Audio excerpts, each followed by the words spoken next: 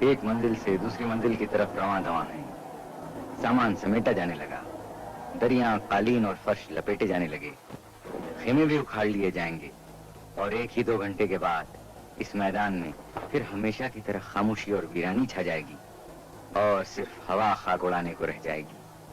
ایسی خاک جس کے لیے مدتوں مسلمان اپنے اپنے وطن میں منہ پر ملنے کے لیے تڑپتے رہتے ہیں اور کئی تو بغیر اس پاک جلوے کو دیکھے ہی دنیا سے کوچ کر جاتے ہیں. یوں تو نگاہ شوق نے کیا کیا نہیں دیکھا، جلوہ جو دیکھنا تھا وہ جلوہ نہیں دیکھا.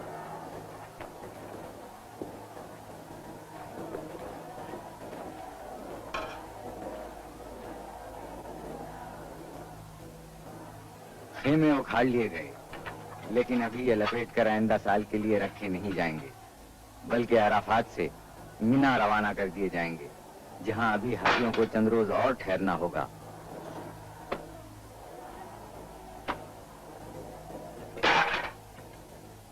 عرفات اور مشعر الحرام کے درمیان تقریباً 10 میل سے زیادہ فاصلہ نہیں، لیکن بھیڑ کی وجہ سے راستہ نہیں ملتا.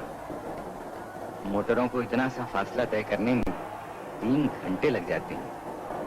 اس لیے بعض حاجی پیدل چلنے کو بہتر سمجھتے ہیں، کیونکہ پیدل آدمی آسانی سے راستہ نکال سکتا ہے.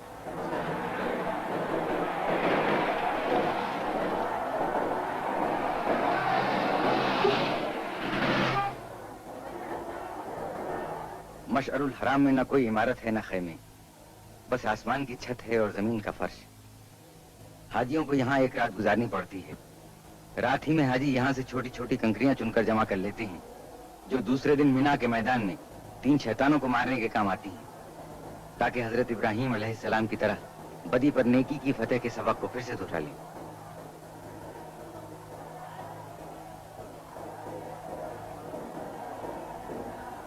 تھوڑے سے حاجی راستوں کی بھیڑ سے بچنے کے لیے عرفات ہی میں ٹھہر گئے ہیں. یہ رات کا کھانا بھی یہیں کھائیں گے. آدھی رات کے بعد یہ لوگ عرفات سے روانہ ہوں گے.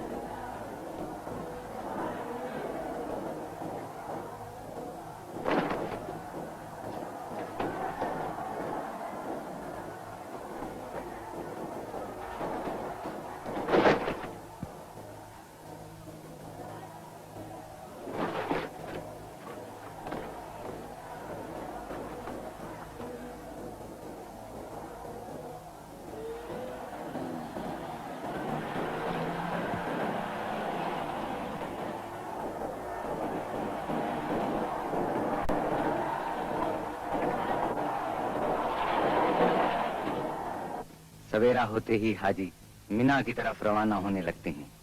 یہ رسومات طہارت دل و دماغ کے لیے ضروری ہیں. مختلف مقامات پر جا کر ارکان مقررہ کی تکمیل کرنا حقیقت میں نیکی، پاکیزگی اور وحدانیت کا سبق ہے.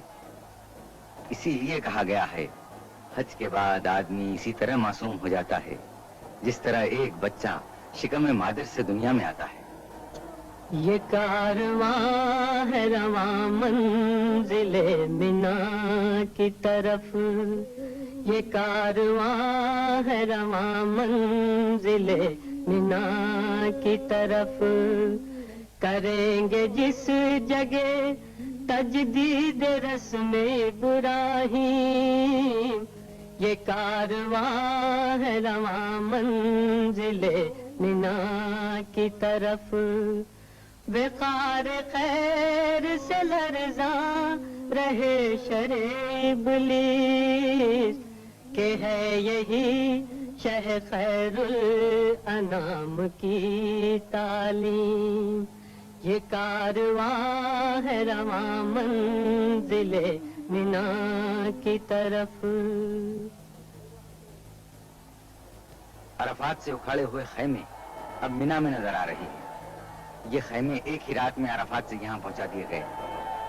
مشعر الحرام سے حاجیوں کے مینا پہنچنے تک یہ خیمے یہاں پہنچا کر نصب کر دیے جاتے ہیں. مینا کے قریب کی عمارتیں بھی حاجیوں کے ٹھہرنے کے لیے حاصل کر لی جاتی ہیں. آج 10ویں ذی الحجہ ہے. آج کے دن حاجیوں کو 3 فریضے ادا کرنے پڑتے ہیں. شیطانوں کو کنکریاں مارنا، قربانی، مردوں کو سر منڈوانا اور عورتوں کو ناخن اور بالوں کی ایک لٹ کاٹنا. یہ مکروہ حیولہ شیطان کا ہے. یہاں ایسے 3 شیطان ہیں. ہر شیطان کو 7 کنکریاں ماری جاتی ہیں.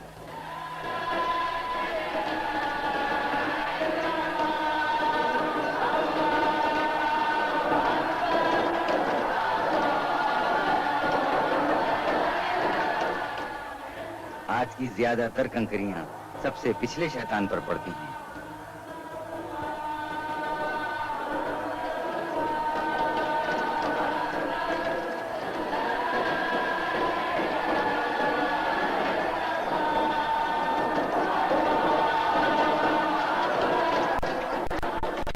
بعض حاجی کنکریاں مارنے پر اتفاق نہیں کرتے. جوش میں آ کر اپنے پھٹے پرانے چپل بھی پھینک مارتے ہیں. یہ تینوں شیطان جمرات کہلاتے ہیں اور کنکریاں مارنے کو رمی جمرات کہتے ہیں. یہ تینوں شیطان پتھر اور گچ کے 3 ستون ہیں جن پر کنکریاں ماری جاتی ہیں. یہ دیواروں کے احاطے میں ہیں.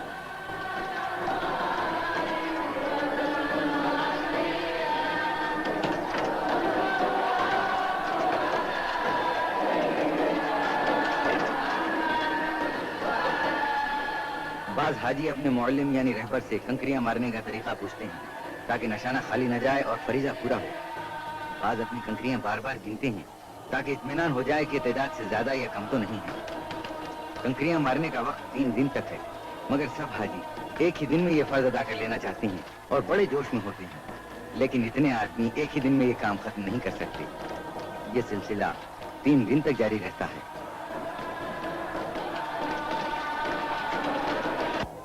10ویں ذی الحجہ کو حاجی کے لیے مینا میں قربانی کرنا واجب ہے. 1 اونٹ یا 1 دمبا یا 1 مینڈھا یا کم سے کم 1 بھیڑ. اگر 1 سے زیادہ جانوروں کی قربانی کریں تو اور بہتر ہے. صاحب حیثیت اکثر 1 سے زیادہ قربانی کرتے ہیں. اگر حج کے زمانے میں کوئی ایسی لغزش ہو گئی ہو جو حج میں منع ہے تو اس کے لیے ایک قربانی الگ کفارے کے طور پر کرنی پڑتی ہے. قربانی کے لیے لاکھوں جانوروں کی ضرورت ہوتی ہے. ایک زمانے سے عرب اور عرب کے قریبی ملکوں ایشیا اور افریقہ سے جانور لائے جاتے ہیں. مینا میں بھی دوسرے بازاروں کی طرح جانوروں کا بازار ہے جہاں خوب مول تول ہوتا ہے. اکثر زبان کے اختلاف کی وجہ سے تھوڑی سی دقت بھی ہوتی ہے، لیکن مکے اور مت لیتے ہیں. جن کی زبان نہیں سمجھی جاتی یا جو عربی نہیں بول سکتے انہیں کچھ زیادہ ہی قیمت دینا پڑتی ہے.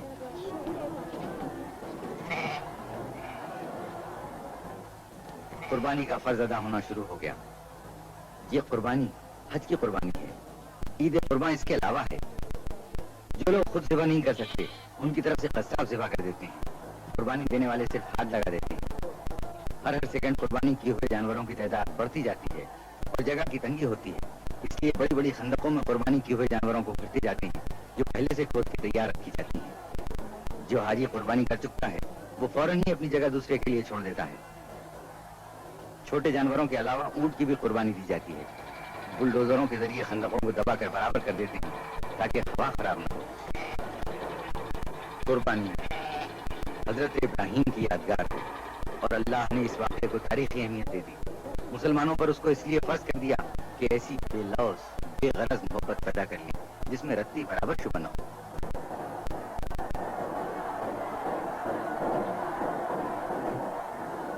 رمی جمرات، قربانی اور سر منڈوانا، جب یہ تینوں کام جاتے ہیں تو اب حاجی کہلانے کا مستحق ہو جاتا ہے. حج کے باقی اعمال میں صرف اتنا اور باقی رہ جاتا ہے کہ مینا سے روانگی سے پہلے دوبارہ رمی جمرات کرے، پھر مکہ واپس جا کر کعبہ کے گرد 7 بار طواف کرے اور صفا اور مروہ کے درمیان صحیح کرے. مبارک تم کو تکمیل رسوم اولی کرنا، مبارک تم کو تعمیل الہ العالمین کرنا.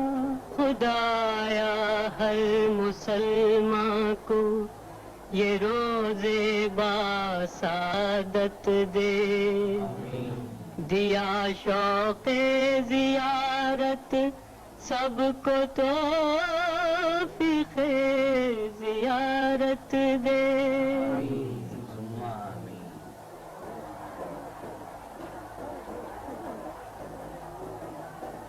ذی الحجہ کی 11ویں تاریخ کو حاجی مینا سے رخصت ہونے سے پہلے دوبارہ رمی جمرات کرنے آتے ہیں۔ آج تینوں ستونوں پر 7 کنکریاں مارنا واجب ہے، اس ترتیب سے کہ پچھلے شیطان پر، پھر پہلے پر اور آخر میں درمیانی پر۔ اگر نشانہ چوک جائے تو دوبارہ کنکری ماری جاتی ہے۔ آدمیوں کی اتنی بھیڑ اور دھوپ کی تیزی کی وجہ سے لوگ بتواز ہوتے ہیں، اس لیے اکثر نشانہ غلط ہو جاتا ہے اور کنکریاں بجائے ستونوں پر پڑنے کے دوسرے حاجیوں کے سروں پر پڑ جاتی ہیں۔ اس طرح پھر نشانہ لگانا پڑتا ہے۔ یہ کنکریاں بھی پہلے ہی مشعر الحرام سے چن کر جمع کر لی جاتی ہیں۔ یہ تینوں ستون ان 3 مقامات کے نشان ہیں جہاں جہاں شیطان نے حضرت ابراہیم خلیل اللہ کو بہکانے کی کوشش کی، انہوں نے اس مردود کے 7 کنکریاں ماری جس سے وہ ملعون زمین میں دھنس کے رہ گیا۔ اسی طرح 3 بار ابراہیم علیہ السلام نے 7 حاجیوں کا 7 کنکریاں مارنا حضرت ابراہیم کی یادگار ہے، تاکہ ہر حاجی کو یہ یاد رہے کہ شیطان کے بہکاوے میں کہیں نہ پھنس جانا اور راہ رات سے نہ بھٹک جانا۔ حاجیوں کا قیام 3 روز تک مینا میں رہتا ہے۔ ان دنوں میں مقامی بازار کی رونق بہت زیادہ بڑھ جاتی ہے۔ بازار بین الاقوامی نمائش نظر آنے لگتا ہے۔ دنیا کے ہر ملک کا خاص اور عمدہ مال یہاں مل سکتا ہے۔ مقامی دکانداروں کے ساتھ دنیا کے دوسرے ملکوں کے تاجر بھی ہوتے ہیں جو حج کرنے آتے ہیں اور اپنے ملک کی خاص چیزیں بھی ساتھ لاتے ہیں۔ انسانوں کا ایک سمندر ہے، ان کے سر یوں نظر آ رہے ہیں کہ جیسے سمندر میں طوفانی موجیں اٹھ رہی ہوں۔ عورتوں اور بوڑھوں کو ایسی حالت میں بڑی دشواری کا سامنا کرنا پڑتا ہے، لیکن اللہ کی خوشنودی کا خیال بازوؤں میں جوش پیدا کر دیتا ہے۔ عقیدے کی پختگی ہر مشکل کو آسان کر دیتی ہے۔ آپ کو اس مجمع میں ہر ملک، ہر رنگ، ہر صنف اور ہر عمر کے لوگ نظر آئیں گے۔ مرد، عورت، بوڑھے، جوان، گورے، سانولے، زرد اور سیاہ فام۔ مینا کا میدان ایک چلتا پھرتا چمن سا نظر آتا ہے جس میں ہر رنگ کا پھول ہو، ہر چیز جدا جدا، مگر جس طرح وہ کام ایک کر رہے ہیں اس طرح ان کے دلوں میں بھی ایک نور ایمانی، ایک حالت اور ایک خیال دل میں لیے ہو۔ اللہ اکبر، اللہ اکبر، لا الہ الا اللہ، اللہ اکبر۔ اے خدا تو عظیم ہے، تو واحد ہے، تو بڑا ہے۔ پچھلی خطاؤں کو درگزر کر آئندہ نیک رہنے کی توفیق عطا فرما، کیونکہ تیری رحمت بے پایاں ہے۔ رحمت پر تیری میرے گناہوں کو ناز ہے۔ بندہ ہوں، جانتا ہوں تو بندہ نواز ہے۔ رمی جمرات کے لیے ہر شخص دوسرے سے آگے بڑھ جانا چاہتا ہے۔ اس طرح جوش میں آنا اور شیطانوں کو کنکریاں مارنا عجیب نظارہ پیش کرتا ہے۔ مینا میں حاجیوں کے ٹھہرنے کا مسئلہ اب بھی توجہ کرنے کے قابل ہے۔ تمام خیمے اور وہ عمارتیں جو حاصل کر لی جاتی ہیں ان میں بھی ایک کی جگہ کئی آدمیوں کو مجبوراً ٹھہرایا جاتا ہے، پھر بھی ایک بڑی تعداد یوں ہی رہ جاتی ہے۔ مینا میں یہ ہے مسجد خیف، یہ اتنی ہی قدیم ہے جتنا دین اسلام۔ حضور سرور عالم نے اپنے صحابیوں کے ساتھ کئی بار اس مسجد میں نماز جماعت ادا فرمائی ہے۔ مسجد کا صحن کافی بڑا ہے جس کی لمبائی 100 میٹر اور چوڑائی 90 میٹر ہے۔ مسجد کے صحن میں ایک گنبد ہے جس کے متعلق کہا جاتا ہے کہ یہ حضرت کے ٹھہرنے کا حجرہ تھا جس میں حضرت نے تہجد کی نماز ادا فرمائی تھی۔ جڑے کانین کے بڑے ہیں قدم، نہیں وہ خاک کے ذرہ شر کی عظمت کے، یہ سب امین ہیں میراث آدمیت کے۔ نلوں میں پینے کا پانی زیادہ تر باولیوں سے حاصل کیا جاتا ہے۔ باولیاں ایرانی طرز کی اور سینکڑوں سال پرانی ہیں۔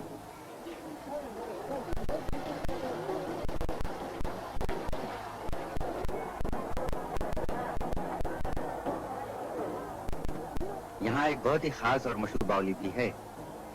یہ باولی عباسی خلیفہ ہارون رشید کی زوجہ ملکہ زبیدہ نے بنوائی تھی، جو آج تک اسی کے نام سے مشہور ہے۔ حال میں سعودی عرب کی حکومت نے جدید طریقوں سے پانی حاصل کرنے کا بھی معقول انتظام کیا ہے۔ متعدی یعنی پھیلنے والی بیماریوں کی روک تھام کا بھی خاص انتظام ہے۔ سعودی حکومت کی وزارت صحت کی طرف سے ایک کیمپ قائم کر دیا جاتا ہے۔ اس محکمہ کے لوگ دن میں کئی بار آ کر تمام دکانوں میں، خیموں میں، عمارتوں اور مکانوں میں دوا چھڑک جاتے ہیں۔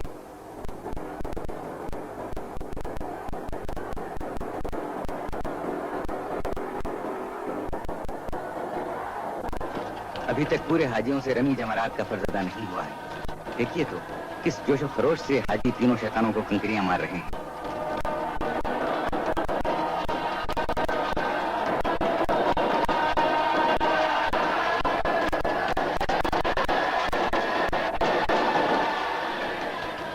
شیطان کنکریوں میں ڈوب گئے ہیں. یوں لگتا ہے جیسے شیطان لعنت کے سمندر میں غرق ہو کر رہ گیا ہو.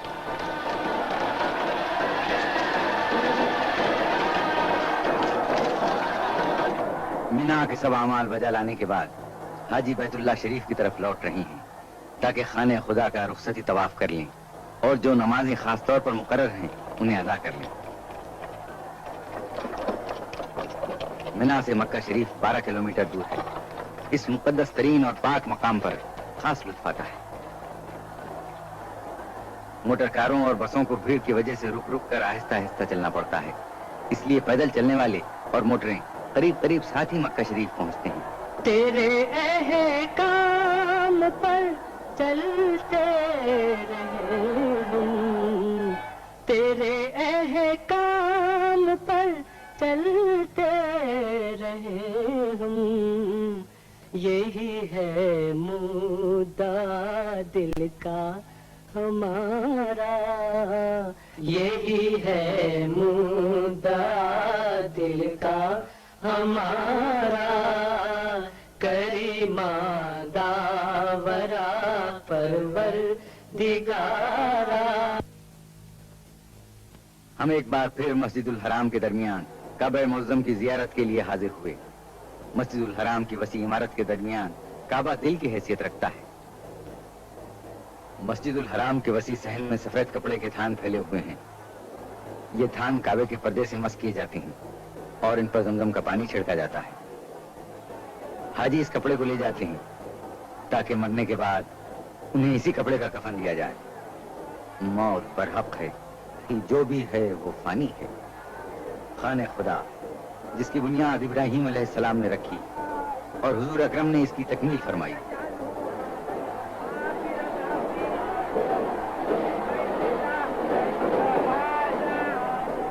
مسجد الحرام کے صحن میں بہت اعلیٰ درجے کے قیمتی سنگ مرمر کا شاندار منبر ہے جو ترکی کے عثمانی سلاطین کا بنایا ہوا ہے. اور یہ ہے مقام ابراہیم. کہتے ہیں کہ وہ پتھر جس پر حضرت ابراہیم خلیل اللہ نے کھڑے ہو کر اپنے ہاتھ سے کعبے کی دیوار بنائی تھی یہی موجود ہے. یہ حجر اسود ہے. حضرت محمد مصطفیٰ صلی اللہ علیہ وآلہ وسلم نے اپنے دست مبارک سے کعبے کی دیوار کے 2 پایوں کے درمیان نصب کیا. کعبے کا غلاف سیاہ رنگ کے موٹے بنے ہوئے ریشم کا پردہ ہے جو خانہ خدا کو اپنی آغوش میں لیے ہوئے ہے. یہ کعبے کے اوپر سے نیچے تک چاروں طرف لپٹا ہوا ہے. اس میں بڑی کاریگری سے بنائی میں نہایت خوشخط پرانی آیتیں تحریر کی گئی ہیں. آیتیں وہی ہیں جو اللہ تعالیٰ کی طرف سے حج کے احکام اور تمام دنیا کے مسلمانوں کو آپس میں اتحاد و اتفاق قائم کرنے کی تعلیم دیتی ہیں. یہ پورا پردہ ہاتھ کا بنا ہوا ہے. اس فلم کی تیاری کے موقع پر جب ہمارے کیمرامین نے مسجد الحرام کی عکاسی شروع کی تو آسمان بالکل صاف تھا، لیکن یکایک بادل آنے شروع ہوئے اور دیکھتے ہی دیکھتے سارا آسمان بادلوں سے ڈھک گیا. مشتاق تجلی کو بس ایک تجلی دے، بڑھ جائے طرف دل کی کچھ ایسی تسلی دے. مشتاق تجلی کو بس ایک تجلی دے.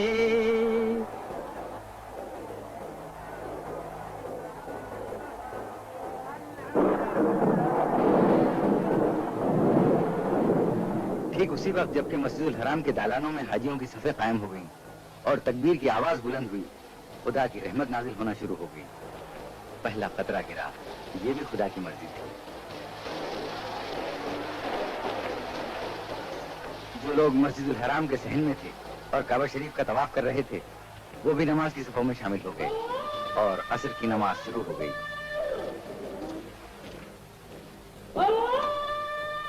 شروع کرتا ہوں اللہ کے نام سے جو بہت مہربان اور رحم کرنے والا ہے. تمام تعریف اس کے لیے ہے جو سب جہانوں کا پروردگار ہے، مہربان ہے اور رحم کرنے والا ہے، قیامت کے دن کا مالک ہے۔ ہم تیری ہی عبادت کرتے ہیں اور تجھی سے مدد مانگتے ہیں۔ ہم کو سیدھے راستے کی ہدایت فرما، ان کا راستہ جن پر تم نے اپنی نعمتیں نازل کی، ان کا راستہ نہیں جن پر تیرا غضب ہوا اور جو بھٹک گئے۔ شروع کرتا ہوں اللہ کے نام سے جو بڑا مہربان اور رحم کرنے والا ہے۔ کہہ کہ اللہ ایک اور صرف ایک ہے۔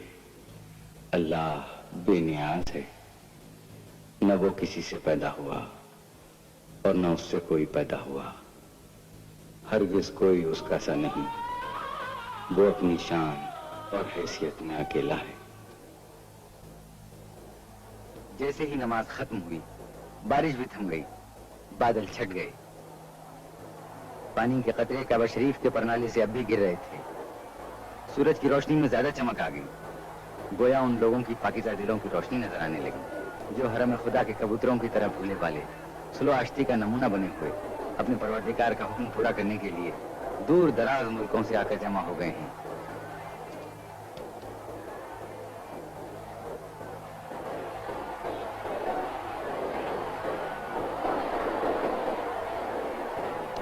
حاجی کس شوق سے کعبے کے پرنالے کے نیچے ہاتھ پھیلائے ہیں کہ خانہ خدا کی چھت پر سے بہے ہوئے پانی کا کوئی قطرہ ملے اور برکت حاصل ہو جائے۔ ایسا شاندار نظارہ شاید ہی کبھی کسی کو دیکھنا نصیب ہوتا ہے۔ یہ سعادت آسانی سے حاصل نہیں ہوتی۔ پہلی بار اس کی مفصل تصویر لے کر اس نظارے کو محفوظ کیا گیا ہے۔ یہ بھی خدا کی خاص رحمت ہے۔ حاجیوں کے مینا سے مکہ آنے کا سلسلہ جاری ہے۔ ابھی تک سب لوگ مکہ نہیں پہنچ سکے ہیں، اگرچہ مینا سے مکہ کا فاصلہ کچھ زیادہ نہیں، باوجود کہ سب راستے یک طرفہ کر دیے جاتے ہیں، یعنی ادھر سے ادھر آنے والوں کو راستہ ملتا ہے، ادھر سے ادھر جانا بند ہوتا ہے۔ سعودی عرب کی پولیس بھی بڑا انتظام رکھتی ہے کہ سفر میں ذرا سی بھی رکاوٹ نہ پڑے۔ گاڑیوں اور پیدل چلنے والوں کی قطاریں الگ اور قاعدے سے بنا دی جاتی ہیں، پھر بھی اتنی تعداد میں گاڑیاں اور پیدل چلنے والے ہوتے ہیں کہ آسانی سے آگے بڑھنا مشکل ہوتا ہے۔ سفر کی رفتار بہت سست رہتی ہے۔ بہت ممکن ہے کہ حاجیوں کا آخری دستہ آدھی رات کے بعد مکہ پہنچ سکے۔ یہ ایمان کا جوش، یہ حج کا شوق 1400 سال سے جاری ہے۔ اس میں کوئی کمی نہیں ہوتی بلکہ زیادتی ہی ہوتی جاتی ہے۔ یہ پہاڑیاں جو مکے کے مقدس شہر سے صرف 9 کلومیٹر کے فاصلے پر ہیں، دین اسلام کی ابتدا کی خاموش گواہ ہیں۔ اسلام کی حیرت ناک ترقی، حق کی ایک آواز اور اس کا ساری دنیا میں اتنی جلدی پھیل جانا، یہ پہاڑیاں ان سب تاریخی حقیقتوں کی چشمدید گواہ ہیں۔ پکارا جس نے بس تجھ کو پکارا، کریما داورا پروردگارا۔ یہ غار ہرا ہے۔ یہاں نبوت کے اعلان سے پہلے حضرت عبداللہ کے یتیم و جواں سال فرزند حضرت محمد مصطفیٰ صلی اللہ علیہ وآلہ وسلم تنہائی میں بیٹھ کر غور و فکر میں کئی دن اور کئی راتیں گزار دیتے تھے۔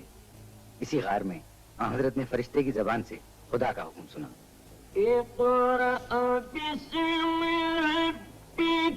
پڑھو اپنے پالنے والے کے نام سے جو سب سے عظیم ہے، جس نے سب کچھ پیدا کیا، انسان کو جمے ہوئے خون سے پیدا کر دیا۔ یہ نبوت کے ظاہر کر دینے کا حکم تھا۔ آج 1400 سال کے بعد بھی جب حاجی حج کا فریضہ ادا کرنے مکہ آتے ہیں تو اس غار کی زیارت کو بھی آتے ہیں، جس کے دل میں پیغمبر اسلام کے قدموں کے نشان چھپے ہوئے ہیں اور جس کے ذروں میں اس جسم پاک کی خوشبو بسی ہوئی ہے۔ دل کے کانوں سے اسی وحی کی آواز سنتے ہیں، انہیں وہ نعرہ سنائی دینے لگتا ہے جس نے مردہ دلوں میں نئی زندگی کی لہر دوڑا دی تھی۔ غار ہرا پہاڑ میں ہے جو مکے سے قریب 5 میل کے فاصلے پر شمال میں ہے۔ راستہ پتھریلا اور دشوار گزار ہے۔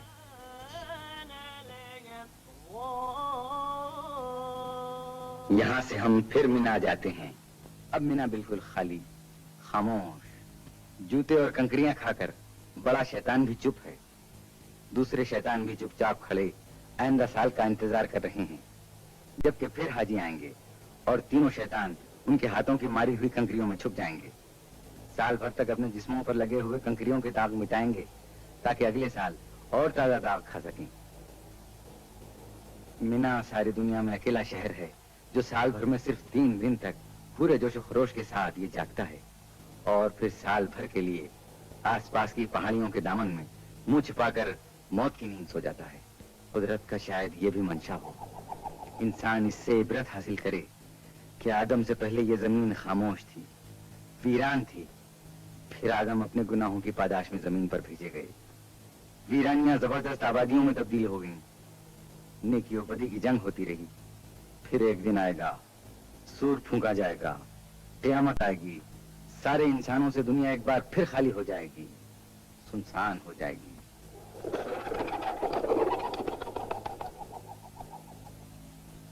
یہ کبوتر بھی کسی زندہ مقام کی طرف اڑ کر جا رہے ہیں. گھر خالی، کام کرنے کی مشینیں جیسے مردہ، مساجد چپ. شاید کبھی اتفاقاً کسی راہگیر کے قدموں کی آواز سنائی دے، یا پاس سے گزر کر دور ہوتی ہوئی موٹر کے انجن کی صدا سے یہ گہری اور مستقل خاموشیاں لمحہ بھر کے لیے ٹوٹ جائیں. ورنہ اب سال بھر تک یہ خاموشی مینا کی قسمت ہے. ہے سارے جہاں سے نرالا، یہ منظر ہے سارے جہاں سے نرالا. حقیقت کو دیکھے کوئی آنکھ والا، عرب اور عجم ہے سبھی ایک صف میں. نہ آقا نہ خادم، نہ گورا نہ کالا. نہ آقا نہ خادم، نہ گورا نہ کالا. نہ فخر امارت، نہ شرم غریبی، نہیں کوئی معیار ادنا و اعلیٰ. نہیں کوئی معیار ادنا و اعلیٰ. دبستان وحدت میں تقسیم گم ہے، منو تو کی تفریق و تعلیم گم ہے. منو تو کی تفریق و تعلیم گم ہے.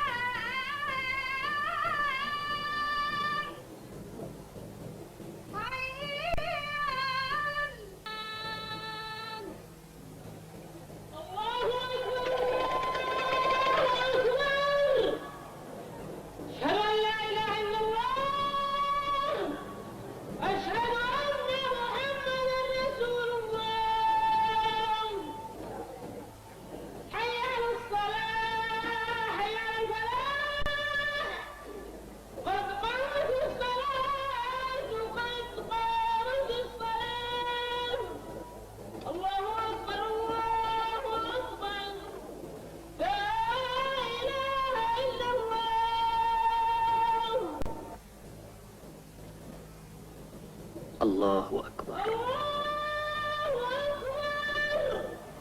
الحمد للہ رب العالمین الرحمن الرحیم مالک یوم الدین ایاک نعبد و ایاک نستعین اهدنا الصراط المستقیم صراط الذین انعمت علیہم غیر المغضوب علیہم ولا الضالین. والعصر إن الإنسان لفي خسر إلا الذين آمنوا وعملوا الصالحات وتواصوا بالحق وتواصوا بالصبر. الله أكبر. سبحان ربي العظيم وبحمده. سبحان الله. الله أكبر. سمع الله لمن حمده. الله أكبر. سبحان ربي الأعلى وبحمده. سبحان الله. الله أكبر. أستغفر الله ربي وأتوب إليه. الله أكبر. سبحان ربي الأعلى وبحمده. سبحان الله. الله أكبر.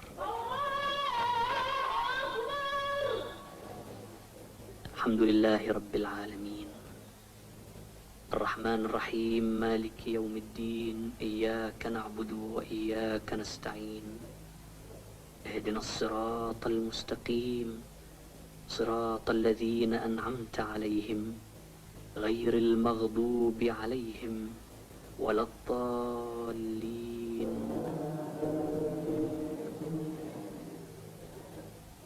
ألم تر كيف فعل ربك بأصحاب الفيل ألم يجعل كيدهم في تضليل وأرسل عليهم طيرا أبابيل ترميهم بحجارة من سجيل فجعلهم كعصف مأكول. الله. سبحان ربي العظيم وبحمده. سبحان الله. الله أكبر. سمع الله لمن حمده. الله أكبر. سبحان ربي الأعلى وبحمده. الله أكبر.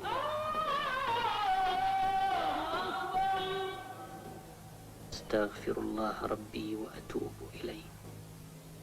الله أكبر. سبحان ربي الأعلى وبحمده. سبحان الله. الله أكبر.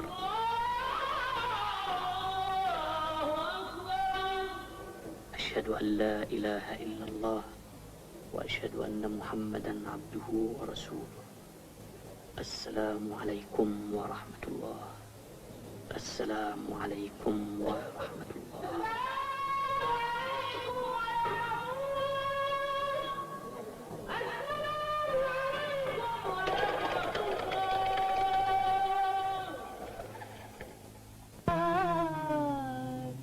سلام علیک ودا کا رب العلا.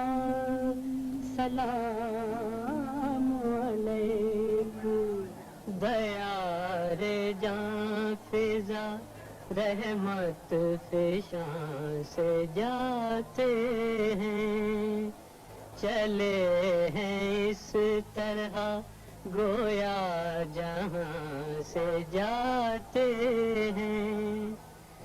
جبین شوق لیے آستاں پہ آئے تھے. جبین شوق لیے آستاں سے جاتے ہیں. یا شفیع الورا سلام علیک یا نبی الہدا سلام علیک. انکا مقصدی و ملجائی انکا مدعا سلام علیک. یا شفیع الورا سلام علیک یا نبی الہدا سلام علیک. سیدی یا حبیبی مولا